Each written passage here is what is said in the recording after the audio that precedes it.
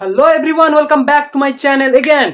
আজকে আমরা নিয়ে চলে এসেছি পর্যায় সারণীর পার্ট 4 কে নিয়ে। তো এই পার্ট 4 এ আমরা পর্যায় সারণী one of the most important টপিকগুলোকে নিয়ে আজকে আমরা ডিসকাস করব। তো এই টপিকের মধ্যে আমরা অ্যাট ফার্স্ট চলে আসি কোথায় না, তো দেখো বন্ধুরা, আমরা চলে এলাম সেই সমস্ত মৌলতে কি না, ল্যান্থানাইড মৌল, অ্যাক্টিনাইড মৌল এবং ইউরেনিয়ামোত্তর মৌল। তো এখান থেকে এটা দিয়ে আমাদেরকে কি পড়তে হবে না, এদেরকে আমরা পড়তে হবে এইগুলো যে এদের ডেফিনেশনটা, এদের মোট সংখ্যা কত এবং এদের কোথায় অবস্থান করছে এবং এদের সম্পর্কে জাস্ট একটা হালকা ইনফরমেশন, ওকে, যেটা এক্সামের জন্য ইম্পর্টেন্ট।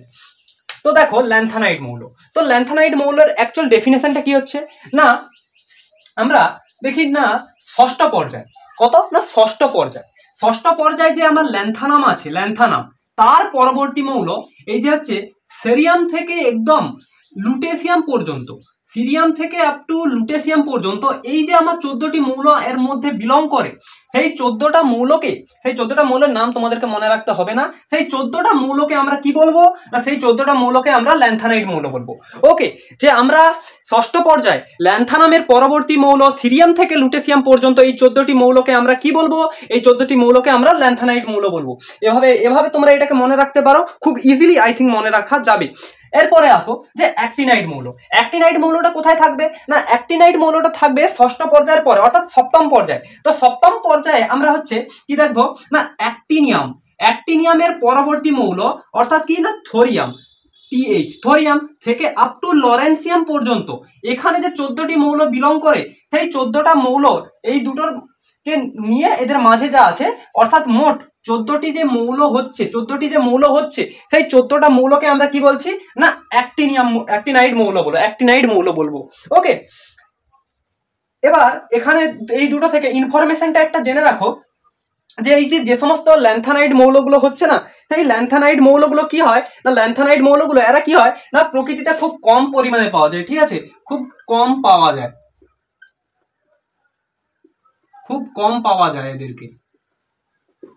এদেরকে খুব কম পাওয়া যায়। সেই জন্য এদেরকে কি বলা হয় না, সেই জন্য এদেরকে বলা হয় বিরল মৃত্তিকা মৌল। সেই জন্য এদেরকে কি বলা হয় না, সেই জন্য এদেরকে বিরল মৃত্তিকা মৌল বলা হচ্ছে। আর এই যে অ্যাক্টিনাইড মৌল দেখছো না, এই অ্যাক্টিনাইড মৌলগুলো এরা হচ্ছে তেজস্ক্রিয় প্রকৃতির। ওকে, এরা হচ্ছে তেজস্ক্রিয় প্রকৃতির একটু। এবার আসছি যে ইউরেনিয়ামোত্তর মৌল।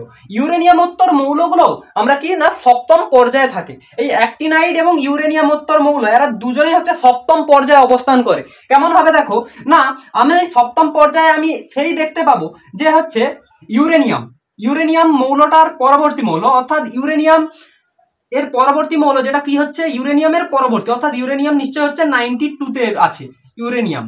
ওকে, ইউরেনিয়াম 92তে আছে। তো এর পরবর্তী মৌল অর্থাৎ কি না, নেপচুনিয়াম থেকে আপ টু লরেন্সিয়াম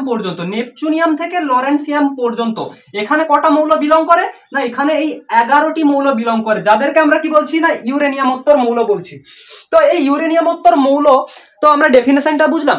এবার এদের সম্পর্কে ইনফরমেশনটা কি না, এই যে ইউরেনিয়ামোত্তর মৌল এদেরকে আমরা নিউক্লিয়ার রিয়েক্টারে আমরা কৃত্রিমভাবে তৈরি করতে পারি। এই সমস্ত যে মৌলগুলো আছে নিউক্লিয়ার রিয়েক্টারে আমরা কৃত্রিমভাবে এই মৌলগুলোকে তৈরি করতে পারি, আর এরা হচ্ছে তেজস্ক্রিয়। যদি তোমাকে এমন কোশ্চেন দেয় যে একটা মানে কৃত্রিম তেজস্ক্রিয় মৌলের নাম লেখো, তো কৃত্রিম তেজস্ক্রিয় মৌল এর মধ্যে যা বিলং করে সেটা তুমি এক্সামে লিখে দিতে পারো। ওকে, ক্লিয়ার? তো এবার দেখো এটাকে আমি তোমাদেরকে একটু প্র্যাকটিক্যালি ভাবে একটু বোঝানোর চেষ্টা করি। ধরো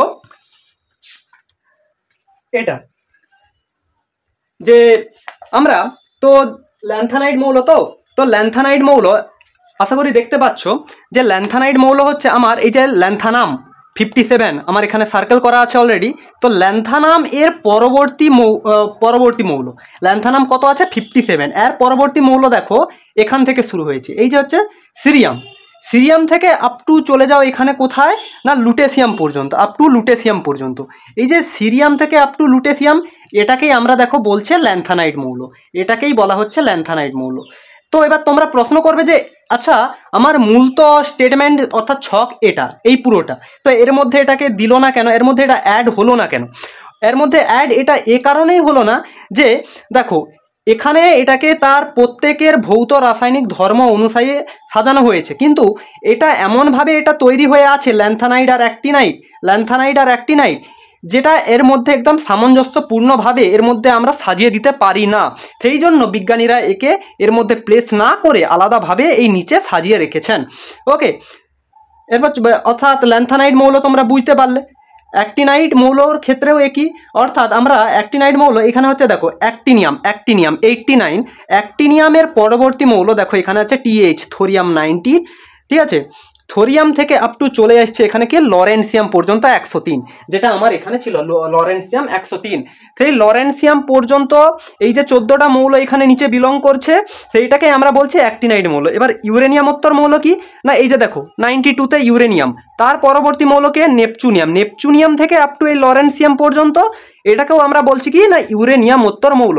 তো এতক্ষণে আই থিঙ্ক তোমরা বুঝতে পারলে যে কিভাবে আমি প্র্যাকটিক্যালি ভাবে তোমাদেরকে বইটা ধরেও আমি তোমাদেরকে বুঝিয়ে দিলাম। ওকে, আর এদের ডেফিনেশনগুলো আশা করি তোমরা বুঝতে পেরেছো, আর এদের মোট সংখ্যা কত বা কোথা থেকে কোথায় বিলং করে সবটা ক্লিয়ার। ওকে, তো এটা যদি জানা হয়ে থাকে আমরা চলে আসছি এবার যে হাইড্রোজেনকে দুষ্ট মৌল বা নটি এলিমেন্ট কেন বলা হয়ে থাকে।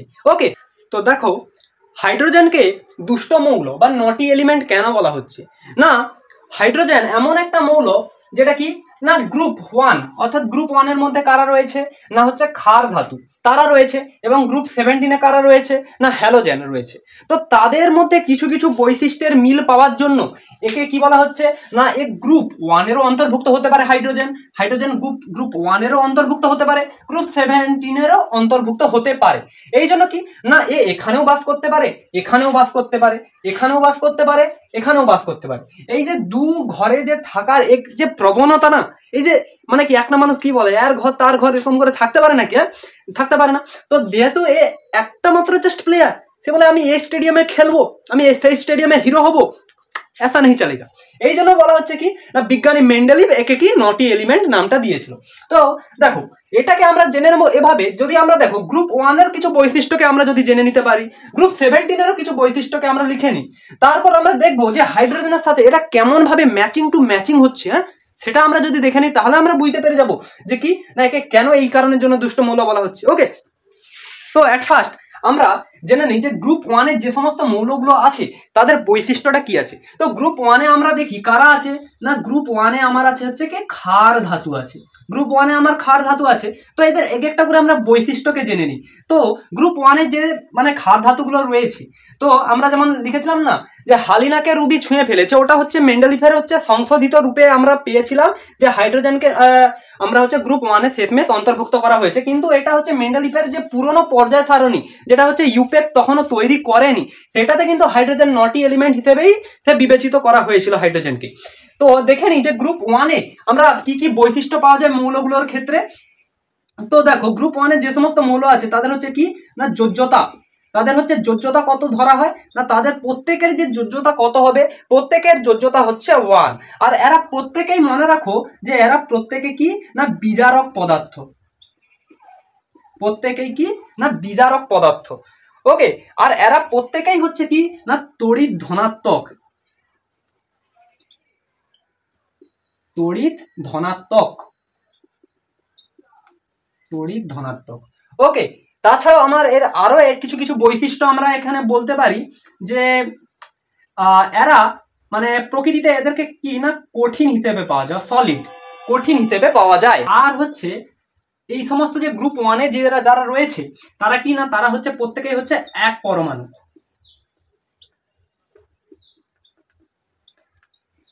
এরা প্রত্যেকেই কি এক পরমাণু। এবার চলে আসি গ্রুপ 17-এ যারা রয়েছে তাদের বৈশিষ্ট্যগুলো কি কি হচ্ছে না, গ্রুপ 17-এ আমার আছে যারা আছে অর্থাৎ হ্যালোজেন যারা আছে কারা আছে না, এখানে আমার হচ্ছে হ্যালোজেন ওই যে fluorine, chlorine, bromine, iodine, astatine, এরা হ্যালোজেন, হ্যালোজেন এখানে আছে। তো এদের যে দেখো যোজ্যতা, যোজ্যতা কত না দেখাচ্ছে, এরা হচ্ছে যোজ্যতা দেখাচ্ছে তো এরা হচ্ছে 1। আর দেখো এরা হচ্ছে আমার কি না হ্যালোজেন যারা হয় তারা হচ্ছে কি না তারা হচ্ছে জারক, আর এটা ক্ষার ধাতু এরা হচ্ছে বিজারক ছিল। এরা কি যেমন হচ্ছে তড়িৎ ধনাত্মক ছিল, তেমনি এরা কি হবে না তড়িৎ ঋণাত্মক, তড়িৎ ঋণাত্মক, অর্থাৎ নেগেটিভে এদের মানে চার্জটা হচ্ছে, আর এটাতে হচ্ছে পজিটিভে চার্জটা হচ্ছে। ওকে, আর এরা সবসময় দেখো এরা কি করছে না, এরা হচ্ছে একযোজী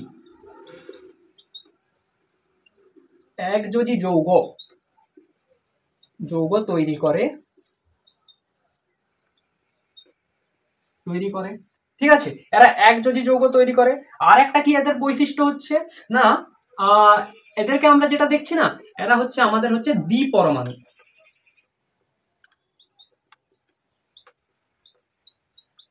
এরা হচ্ছে আমার কি না দ্বিপরমাণু। এবার চলো আমরা দেখে নিই যে হাইড্রোজেনের সাথে কার কেমন মিল অ্যাকচুয়াল ছিল, হাইড্রোজেনের সাথে কার কেমন মিল ছিল সেটা আমরা এবার একটু দেখে নিই। যেমন আমরা দেখো গ্রুপ ওয়ানে যে আমার ক্ষার ধাতু আছে, তো ক্ষার ধাতুর সঙ্গে যে হাইড্রোজেনের যে কেমন ভাবে আমরা হচ্ছে মিল খুঁজে পাই না, আমরা যে হাইড্রোজেন এর যোজ্যতা যদি আমরা দেখতে চাই, হাইড্রোজেনের যোজ্যতাও হচ্ছে আমার কি 1 পাবো। হাইড্রোজেনও একটা কি না বিজারক পদার্থ, হাইড্রোজেনও তড়িৎ ধনাত্মক। ওকে, তো দেখো এই যে গ্রুপ ওয়ানের সাথে হাইড্রোজেনের এই 3খানা বৈশিষ্ট্য কিন্তু গ্রুপ ওয়ানের সাথে হাইড্রোজেনেরও এই 3খানা বৈশিষ্ট্য কিন্তু একই হয়ে যাচ্ছে। তো এই একই হয়ে যাওয়ার জন্যই কিন্তু আমরা বলতে পারি হাইড্রোজেন গ্রুপ ওয়ান, অর্থাৎ হাইড্রোজেন কি না হাইড্রোজেন আমার ক্ষার ধাতু। ওকে, এরপর আমরা চলে যাচ্ছি কি না গ্রুপ 17 কি বলছে না, এর মধ্যেও হাইড্রোজেনের নাকি কিছু কিছু বৈশিষ্ট্য দেখাচ্ছে। হ্যাঁ, দেখা যাচ্ছে কি না এই যে যোজ্যতা হচ্ছে 1, এবং কি না তাছাড়াও এর আরো বেশ কিছু কিছু যোজ্যতা, যেমন হচ্ছে হাইড্রোজেনও কি না এখানে হচ্ছে হাইড্রোজেন একযোজী যৌগ তৈরি করতে পারে। আর কি করতে পারে না হাইড্রোজেন কিন্তু দ্বিপরমাণু মানে আমরা হাইড্রোজেনকে কিভাবে H2 আকারে লিখি, হ্যালোজেনকে কেমন ভাবে লিখি, হ্যালোজেন যেমন হচ্ছে fluorine F2, iodine I2, chlorine Cl2, এভাবে আমরা এদেরকে রিপ্রেজেন্ট করি। তেমনি আমরা কি না একে আমরা হচ্ছে দ্বিপরমাণু, তাই এর সাথে হচ্ছে আমরা এই 3টা বৈশিষ্ট্যের সাথে এটা এই 3টা বৈশিষ্ট্যের সাথে কি না হাইড্রোজেন ম্যাচ করছে, এর এখানে এই 3টা বৈশিষ্ট্যের সাথে হচ্ছে হাইড্রোজেন ম্যাচ করছে। অর্থাৎ আমরা বলতে পারি কি না এর এখানে কিছু বৈশিষ্ট্যের সাথে হাইড্রোজেন মিল করছে, এর এখানে কিছু বৈশিষ্ট্যের সাথে হাইড্রোজেন মিল করছে, তাই কি আমরা বলতে পারি যে হাইড্রোজেন কি না একটা দুষ্ট মৌল, যে গ্রুপ 1-এরও বাসিন্দা, গ্রুপ 17-এরও বাসিন্দা। এ ক্ষারের ঘরেও আমরা হচ্ছে এ আছে, এ হচ্ছে হ্যালোজেন, অর্থাৎ হচ্ছে যারা হচ্ছে ওই লবণ উৎপন্ন করে হচ্ছে তাদের ঘরেও এ বাস করতে পারে। ওকে, ক্লিয়ার। তাছাড়াও তোমরা দেখো, তোমরা এখানে হচ্ছে গ্রুপ 1 যে ক্ষার ধাতুগুলো আছে তাদের বৈশিষ্ট্যগুলোকেও তোমরা জেনে নিলে, এখানে গ্রুপ 17 যে হ্যালোজেন আছে তার বৈশিষ্ট্যগুলোকেও তোমরা জেনে নিতে পারলে। ওকে, এবার চলে আসি, যেহেতু আমরা বৈশিষ্ট্যগুলোকে এক ধাপ থেকে আমরা জানলাম, এবার আমরা চলে আসি কি না গ্রুপ 2-তে, যে গ্রুপ 2-তে যে ক্ষারীয় মৃত্তিকা ধাতু আছে তার বৈশিষ্ট্যগুলোকে কেমন হয় সেটা আমরা জেনে নিই। আর এটা তোমরা অবশ্যই নোট ডাউন করবে যে হাইড্রোজেনকে কেন দুষ্ট মৌল বলা হয়, তার কারণগুলো দেখো, যে বলবে তোমরা যে হাইড্রোজেন এই 3টে বৈশিষ্ট্যের সাথে মিল করছে যেটা কিনা গ্রুপ 1-এর অন্তর্ভুক্ত, হাইড্রোজেন এই 3টে বৈশিষ্ট্যের সাথে মিল করছে যেটা কিনা গ্রুপ 17-এর সাথে মিল মানে যুক্ত।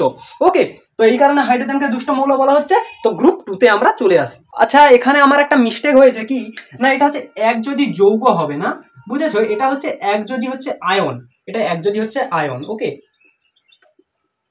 এটা একযোজী আয়ন, যে গ্রুপ 17-এ হচ্ছে যারা আছে তারা একযোজী আয়ন তৈরি করে, হাইড্রোজেনও একযোজী আয়ন তৈরি করে, আয়ন নট যৌগ, আয়ন তৈরি করে। ওকে, চলে এলাম গ্রুপ 2-তে। গ্রুপ 2-তে আমাদের কারা অবস্থান করে না, গ্রুপ 2-তে আমাদের হচ্ছে কি না হচ্ছে ক্ষারীয় মৃত্তিকা ধাতু, ঠিক আছে, ক্ষারীয় মৃত্তিকা ধাতু অবস্থান করে। তো সেই ক্ষারীয় মৃত্তিকা ধাতু কি, ওই যে বেটা মাঙ্গে কার স্কুটার বাপরাজি, অর্থাৎ হচ্ছে beryllium calcium strontium barium radium, এইগুলো যারা আছে তো সেইগুলো, যেমন এদের হচ্ছে যে বৈশিষ্ট্যগুলো কি হচ্ছে না, এরা হচ্ছে যে যোজ্যতা এরা হচ্ছে 2 দেখায়, এরা কত দেখায় যোজ্যতা 2 দেখায়। আর এরা কি বিজারক পদার্থ, শুধুই কি বিজারক না, এরা হচ্ছে কি না তীব্র বিজারক পদার্থ এরা।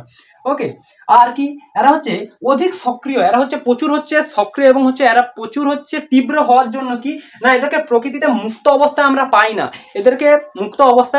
না, প্রকৃতিতে। এরা হচ্ছে প্রচুর, এদের হচ্ছে সক্রিয়তা অত্যন্ত বেশি হওয়ার জন্য আমরা এদেরকে মুক্ত অবস্থায় পাই না। তো দেখো, এটা হচ্ছে আমার কি গ্রুপ 2 এর মৌলগুলোর বৈশিষ্ট্য, এরা হচ্ছে যোজ্যতা 2 দেখায়, ঠিক আছে। যেমন হচ্ছে আমরা যদি যোজ্যতা 2 দেখায় বলছো, তো যে ধরো আমরা হচ্ছে ম্যাগনেসিয়ামের কত হয় না 12, তো এর ইলেকট্রন বিন্যাস আমরা করব, ইলেকট্রন বিন্যাস কত পাবো আমরা হচ্ছে 2 8 2, তাহলে সর্বশেষ কত আছে? 2 আছে, তো আমরা বলতে পারি যোজ্যতা 2। এরকম ভাবে তোমরা আর যে সমস্ত মৌলগুলো আছে করে দেখতে পারো, তার হচ্ছে যোজ্যতা তোমরা 2 পাবে।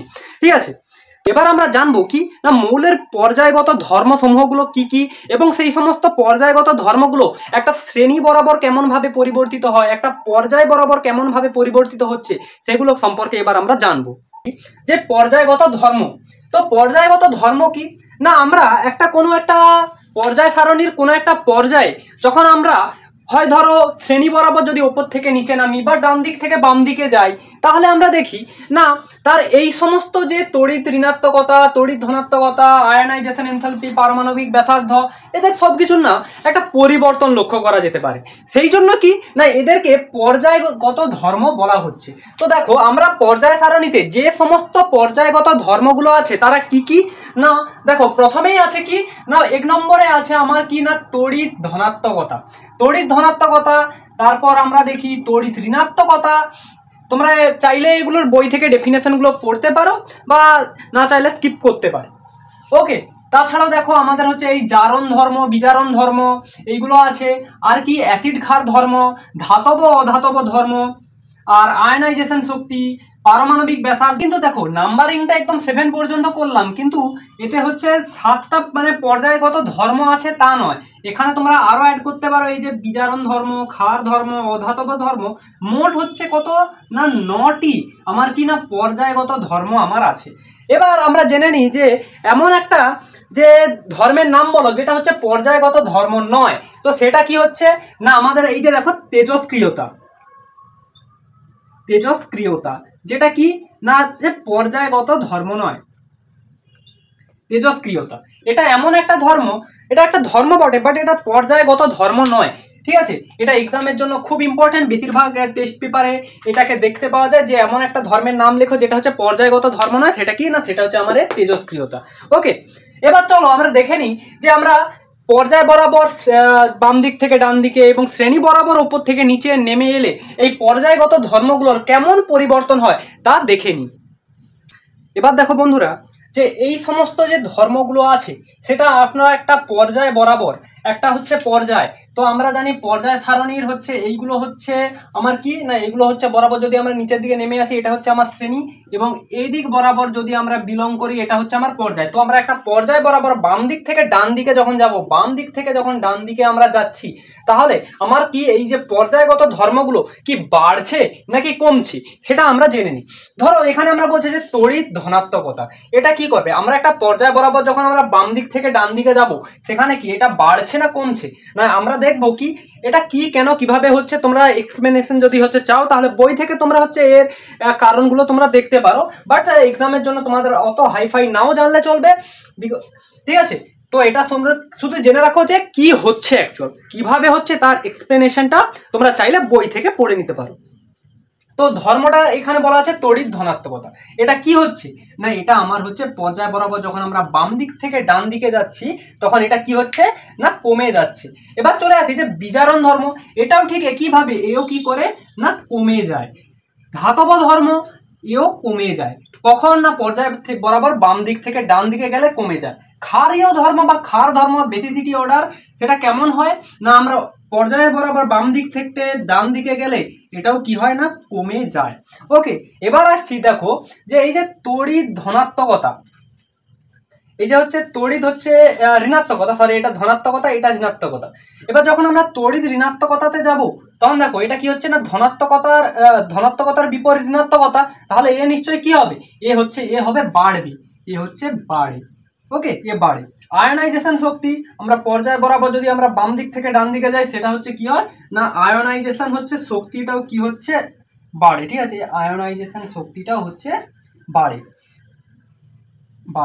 ঠিক আছে, অ্যাসিড ধর্ম, ক্ষার ধর্মের বিপরীত অ্যাসিড ধর্ম, যদি আমরা পর্যায় বরাবর বাম দিক থেকে হচ্ছে ডান দিকে গেলে আমার ক্ষার ধর্ম কমে তাহলে নিশ্চয়ই অ্যাসিড ধর্মটা বাড়বে। অ্যাসিড ধর্ম বাড়বে, তো অ্যাসিড ধর্মটা কি হচ্ছে বাড়ছে। জারণ ধর্ম, বিজারণ ধর্মের বিপরীতটাই হচ্ছে জারণ ধর্ম, তাই তো। এবার তাহলে এ যেহেতু আমার কমছে তাহলে নিশ্চয়ই জারণ ধর্মটা কি হবে, জারণ ধর্ম অবশ্যই আমার হচ্ছে বাড়বে। ঠিক আছে, অধাতব ধর্ম, ধাতব ধর্মের বিপরীতটাই অধাতব ধর্ম, এই জন্য কি হচ্ছে এ কি হবে এ কমছে অর্থাৎ এ বাড়বে। আচ্ছা, এগুলো ছাড়াও আরেকটা তোমরা মনে রাখো কি না, পারমাণবিক ব্যাসার্ধ। পারমাণবিক ব্যাসার্ধ, পারমাণবিক ব্যাসার্ধ।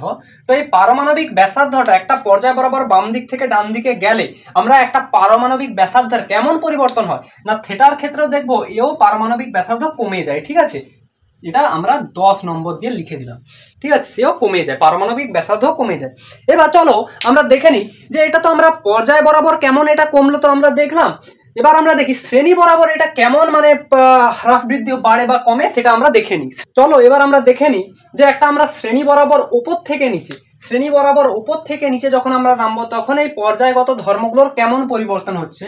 না আমরা এই যে তড়িৎ ধনাত্মকতা, পারমাণবিক ব্যাসার্ধ, বিজারণ ধর্ম, ধাতব অধাতব ধর্ম, ক্ষার ধর্ম, অর্থাৎ এই পুরোটার জন্য এই ওপরের এই কতগুলোর জন্য আমরা কি হচ্ছে না, আমরা উপর থেকে যখন নিচে নামবো তখন কি হচ্ছে না, এদের হচ্ছে এগুলো হচ্ছে বাড়ে। ঠিক আছে, এই ধর্মগুলো বাড়ে। ওকে, এবার আসছি যে তড়িৎ ঋণাত্মকতা, আয়োনাইজেশন শক্তি, অ্যাসিড ধর্ম, জারণ ধর্ম, অধাতব ধর্ম, এগুলো কি হচ্ছে এই পাঁচটা এখানে এগুলো কি হচ্ছে না কমছে। ঠিক আছে, ওকে, তো এইগুলো তোমরা হচ্ছে স্ক্রিনশট নিয়ে নাও বা খাতায় সুন্দর করে নোট ডাউন করো। এবার আমি দেখাচ্ছি যে অ্যাকচুয়াল এক্সামে এগুলো থেকে কেমন ধরনের কোশ্চেন আসে, তার একটা এক্সাম্পল আমি তোমাদের সামনে তুলে ধরছি। চলো সেটা দেখি। তো কোশ্চেনটা তোমাদের স্ক্রিনে উঠছে যে ABCD মৌলের পারমাণবিক সংখ্যা যথাক্রমে 3, 9, 11 ও 19। এদের মধ্যে কোনটির বিজারণ ধর্ম বেশি, কোনটির তড়িৎ ঋণাত্মকতা সবচেয়ে বেশি, কোনটির আয়নাইজেশন শক্তি কম, কোনটির পারমাণবিক ব্যাসার্ধ সবচেয়ে কম।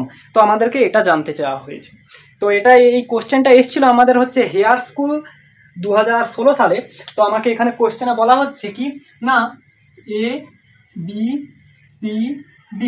ABCD চারটা মৌল যাদের কি না পরমাণু ক্রমাঙ্কগুলো বলা আছে কত 3, 9 আর কত 11 ও 19 বলা আছে। 3, 9, 11 ও 19 এটা কি না তাদের হচ্ছে কি না পরমাণু ক্রমাঙ্ক দেওয়া আছে।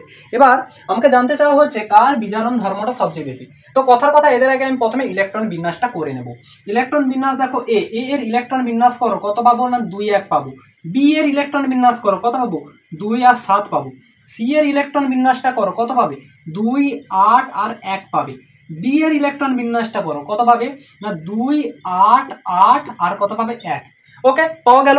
এবার কি করতে হবে না এদের প্রত্যেকের অবস্থানটাকে আমাদেরকে নির্ণয় করতে হবে। তো এর অবস্থানটা কোথায় হচ্ছে না কোন পর্যায়ে কোন শ্রেণী, আমাকে এটা জানতে হবে। তো কোন পর্যায়ে কোন শ্রেণী, তো আমরা জেনে নিই যে কোন পর্যায়ে আছে, কোন পর্যায়ে আছে আর কোন শ্রেণীতে আছে। ঠিক আছে, কোন পর্যায়ে এর অবস্থানটা হচ্ছে আর কোন শ্রেণীতে অবস্থান হচ্ছে সেটা আমরা দেখে নেব। অর্থাৎ আমরা একদম এর কোন পর্যায়ে আছে, অর্থাৎ দেখো আমরা কটা স্টেপে ভেঙেছি, দুটো স্টেপে ভেঙেছি। অর্থাৎ আমরা পর্যায়টা হচ্ছে 2 এবং হচ্ছে কত হচ্ছে শ্রেণীতে অবস্থান করছে না 1 নম্বর শ্রেণীতে অবস্থান করছে। ওকে, এবার বি দুটো স্টেপে ভেঙেছি, বি এর অবস্থানটা তাহলে হচ্ছে 2 হবে। এবং হচ্ছে দেখো আমি বলেছি যখন হচ্ছে দেখবে 2 এর থেকে বেশি হবে সর্ববহিষ্ঠ কক্ষে ইলেকট্রন নাম্বারটা যখন 2 এর থেকে বেশি হবে তার সাথে আমি কত বলেছি না 10 যোগ করতে। এটা তোমরা কোথায় পাবে, যদি তোমরা পার্ট 4 মানে পার্ট এর আগের পার্ট অর্থাৎ পার্ট 3টা, এটা তো পার্ট 4, পার্ট 3কে যদি দেখে আসে থাকো তাহলে তোমরা বুঝতে পারবে যে পর্যায় সারণীতে কোনো একটা মৌলের অবস্থান কিভাবে নির্ণয় করা হয় তা আমি শিখিয়েছিলাম। ওকে, তো 2 হচ্ছে এবং দেখো এখানে হচ্ছে কত না 10 + 7 অর্থাৎ আমার হচ্ছে 17 হচ্ছে আমার এটা তার অবস্থান। এরপর যদি আমি আসি কত না হচ্ছে সি আর ডি এর অবস্থানটায় না সি, অর্থাৎ দেখো সিকে দেখো আমি কটা স্টেপে ভেঙেছি, 3টে স্টেপে ভেঙেছি। অর্থাৎ আমার পর্যায়টা 3 এবং হচ্ছে সর্ববহিষ্ঠ কক্ষে কি আছে 1 আছে শ্রেণীটা হচ্ছে 1। এবং দেখো ডিকে আমি কটা স্টেপে ভেঙেছি, ডিকে আমি ভেঙেছি হচ্ছে 4টা স্টেপে ভেঙেছি, মানে হচ্ছে 4 নম্বর পর্যায়ে হচ্ছে ডি মৌলটি অবস্থান করছে। এবং এই 1 সর্ববহিষ্ঠ কক্ষে 1 থাকার জন্য আমার এখানে কত না শ্রেণীটা হয়ে যাচ্ছে 1। তো এবার আমাকে জানতে চাওয়া হচ্ছে কি না কার হচ্ছে বিজারণ ধর্মটা হচ্ছে কি না সবচেয়ে বেশি, কার বিজারণ ধর্মটা হচ্ছে সবচেয়ে বেশি।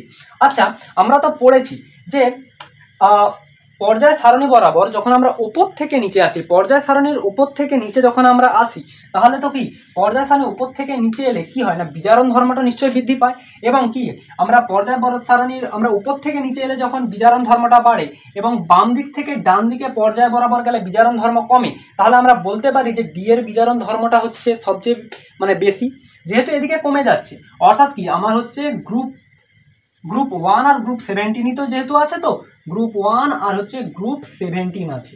তাহলে আমি দেখি গ্রুপ 17 কি আছে, গ্রুপ 17 আছে একমাত্র হচ্ছে বি আছে, আর নয় হচ্ছে এ, আর হচ্ছে সি, আর ডি হচ্ছে কোথায় আছে না গ্রুপ 1 এ আছে। এই তো আমরা দেখতে পাচ্ছি গ্রুপ 1 এ আছে। এটা কি আধুনিক পর্যায় সারণী অনুযায়ী এটা তো এতে আসে। এবার যেহেতু আমার দেখো যে উপর থেকে যখন নিচে নামি সেক্ষেত্রে বিজারণ ধর্মটা বাড়ে, কিন্তু কিন্তু কিন্তু যখন আমি এদিকে যাচ্ছি সেটা হচ্ছে বিজারণ ধর্মটা কমে যাচ্ছে। উপর থেকে নিচে নামলে বাড়ছে, এদিকে গেলে কমে যাচ্ছে। তাহলে আমার এদিকটাকে ধরার দরকার নেই, বিকে ধরার দরকার নেই। তাহলে আমরা উপর থেকে নিচে নামি, নিচে কি আছে ডি আছে, ডি এর বিজারণ ধর্মটা সবচেয়ে বেশি। ওকে, তো আমি এখানে লিখে দিলাম 1 নম্বর অ্যান্সারটা কি না ডি এর বিজারণ ধর্ম বেশি, সবচেয়ে বেশি। ওকে, ডি এর বিজারণ ধর্মটা হচ্ছে সবচেয়ে বেশি। এরপর আসি 2 নম্বর কোশ্চেন, যেটা কি না কার হচ্ছে তড়িৎ ঋণাত্মকতা, কার তড়িৎ ঋণাত্মকতাটা সর্বোচ্চ। আমরা তড়িৎ ঋণাত্মকতা অর্থাৎ আমরা দেখব যে আচ্ছা উপর থেকে নিচে এলে তড়িৎ ঋণাত্মকতা কমে যায়, বাট তড়িৎ ধনাত্মকতা বেড়ে যায়। কিন্তু আমাকে জানতে চেয়েছে কি না তড়িৎ ঋণাত্মকতা অর্থাৎ কি আমি পর্যায় বরাবর যখন হচ্ছে বাম দিক থেকে ডান দিকে যাব তড়িৎ ঋণাত্মকতা বৃদ্ধি পায়, তড়িৎ ধনাত্মকতা হ্রাস পায়। জিনিস দুটো ক্লিয়ার করো, ঋণাত্মকতা আর ধনাত্মকতা। ঋণাত্মকতা বাম দিক থেকে ডান দিকে গেলে কি হয় বৃদ্ধি পায়, ধনাত্মকতা হ্রাস পায় বাম দিক থেকে ডান দিকে গেলে। উপর থেকে নিচে এলে তড়িৎ ঋণাত্মকতা হ্রাস পায়, তড়িৎ ধনাত্মকতা বৃদ্ধি পায়। ওকে, অত আমার গুলিয়ে লাভ নেই, আমি শুধু দেখবো আমার তড়িৎ ঋণাত্মকতা। আমি সিম্পল জানি যে আমার বাম দিক থেকে ডান দিকে গেলে আমার তড়িৎ ঋণাত্মকতা বৃদ্ধি পায়, অর্থাৎ আমার বি এর হচ্ছে তড়িৎ ঋণাত্মকতা হচ্ছে সর্বোচ্চ। বি এর কি না তড়িৎ ঋণাত্মকতা কত না সর্বোচ্চ। ওকে, বি এর তড়িৎ ঋণাত্মকতা সর্বোচ্চ। এরপর আমাকে আরো জানতে চাওয়া হয়েছে কি না কার হচ্ছে আয়নাইজেশন শক্তিটা হচ্ছে সবচেয়ে কম, আয়নাইজেশন শক্তি কম। ঠিক আছে, কার আয়নাইজেশন শক্তিটা হচ্ছে সবচেয়ে কম। দেখো আমার উপর থেকে যখন আমি নিচে নামবো সেখানে কি আছে ডি। আমরা আয়নাইজেশন শক্তিটা কেমন ভাবে পরিবর্তিত হয়, আমরা একটা শ্রেণী বরাবর যখন আমরা হচ্ছে বাম দিক থেকে ডান দিকে যাই, ঠিক আছে, তখন আমাদের কি হয় বাম দিক থেকে ডান দিকে গেলে আয়নাইজেশন শক্তিটা কিন্তু বৃদ্ধি পায়। ঠিক আছে, এদিক থেকে এদিকে গেলে আয়নাইজেশন শক্তিটা বৃদ্ধি পায়, কিন্তু উপর থেকে নিচে নামলে কি হবে আয়নাইজেশন শক্তিটা কিন্তু হ্রাস পায়। অর্থাৎ কিন্তু আমাকে জানতে চাইছে হ্রাস পায় মানে হচ্ছে কমে যায়, কিন্তু আর এখানে দেখো কোশ্চেনে আমাকে অলরেডি জানতে চাওয়া হয়েছে কার আয়নাইজেশন শক্তি সবচেয়ে কম। ঠিক আছে, অর্থাৎ আমরা বলতে পারি যে ডি এর আয়নাইজেশন শক্তিটা হচ্ছে সবচেয়ে কম।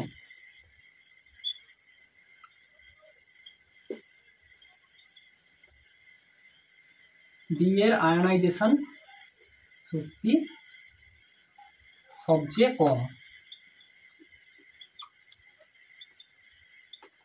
কম, ডি এর আয়নাইজেশন শক্তিটা সবচেয়ে কম।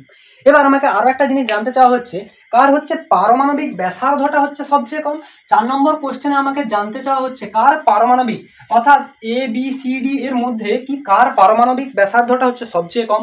আচ্ছা, পারমাণবিক ব্যাসার্ধ ওপর থেকে নিচে নামলে আমরা জানি পারমাণবিক ব্যাসার্ধ হচ্ছে কি বৃদ্ধি পায়, কিন্তু আমাকে জানতে কি চাওয়া হয়েছে কিসকা সবচেয়ে ছোটা হয়, অর্থাৎ মানে কি কার পারমাণবিক ব্যাসার্ধটা কি না সবচেয়ে কম।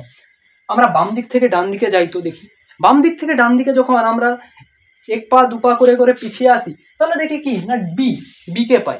এবার আমরা জানি অলরেডি যে বি এর হচ্ছে পারমাণবিক, অর্থাৎ আমরা বাম দিক থেকে ডান দিকে গেলে কি হয় না পারমাণবিক ব্যাসার্ধ কমে যায়, অর্থাৎ আমরা কি বলতে পারি না বি এর পারমাণবিক ব্যাসার্ধটা কি না সবচেয়ে কম।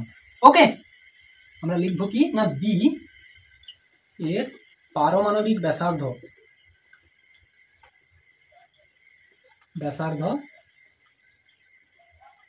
কম, সবচেয়ে কম। ওকে, বি এর পারমাণবিক ব্যাসার্ধ সবচেয়ে কম। আই থিঙ্ক তোমরা ক্লিয়ার করতে পারলে যে এই ধরনের এক্সাম্পলগুলো তোমরা প্র্যাকটিস করবে। এটা হচ্ছে হেয়ার স্কুলে আসা কোয়েশ্চেন 2016 সালে। তো এই টাইপের কোয়েশ্চেনগুলো তোমরা অবশ্যই প্র্যাকটিস করবে এক্সামের জন্য। এই টাইপের কোয়েশ্চেনগুলোই খুব ইম্পর্টেন্ট হয়, যাদের হচ্ছে নামগুলো ABCD এরকম নাম দিয়ে দেবে এবং তাদের হচ্ছে অ্যাটমিক নাম্বারটা তোমাদেরকে দিয়ে দেবে এবং সেখান থেকে তোমাদেরকে এই সব কিছু বিজারণ ধর্ম, তড়িৎ ঋণাত্মকতা, ধনাত্মকতা, আয়নাইজেশন আর পারমাণবিক ব্যাসার্ধ এই সব কিছু জানতে চায়। তো আই থিঙ্ক এইসব মানে পর্যায়গত ধর্মের ব্যাপারে এই একটা কোশ্চেন দেখেই তোমরা হচ্ছে ক্লিয়ার করতে পারো যে কেমন টাইপের কোশ্চেন হতে পারে। ওকে, তো এই ভিডিওটা কার কেমন লাগলো অবশ্যই কমেন্ট করে জানাবে। ভালো লাগলে একটা অবশ্যই লাইক করবে এবং আমাদের চ্যানেলে নতুন হয়ে থাকলে আমাদের চ্যানেলটিকে সাবস্ক্রাইব করবে।